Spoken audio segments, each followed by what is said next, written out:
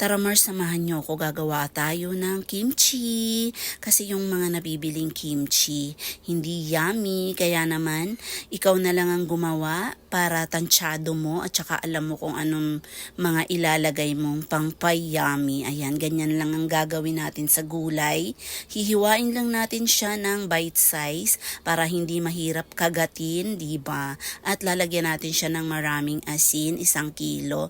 Char, konti lang mga Mars. Tantiameter lang tayo. At ayan, ganyan lang ang gagawin natin lahat. At habang naka-brine yan, gagawa naman tayo ng ating pinaka-sauce.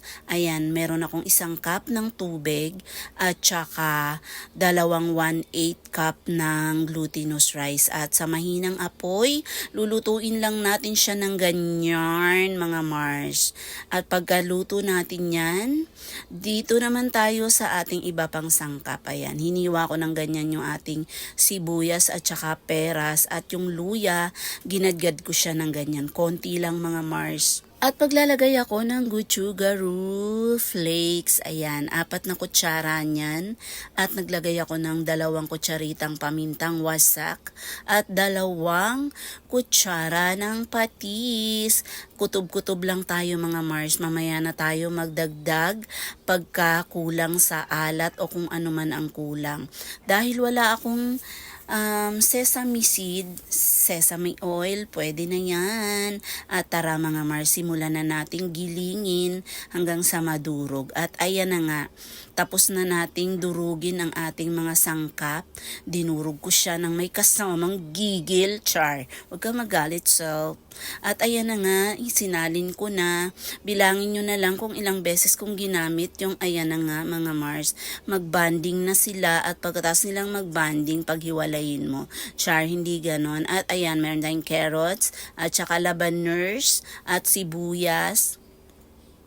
Ayan, tiga kalahati lang ang ginamit ko mga Mars kasi meron na tayo kanina yung ating ginrind. At pagkatapos, banlawan natin yung ating naka-brine na gulay. Dapat niyan mga Mars matagal pero excited kami. Kaya nilabang ko na kaagad. Ayun, nakita nyo kung paano laban ang gulay.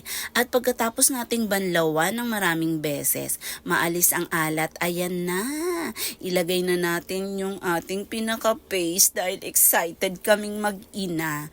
Ilagay natin hanggang sa madurog, halu-haluin natin. Uy, wag ganon, wag mong durugin.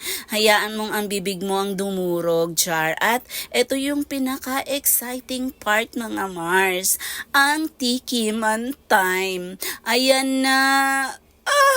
Ang yummy. Uy!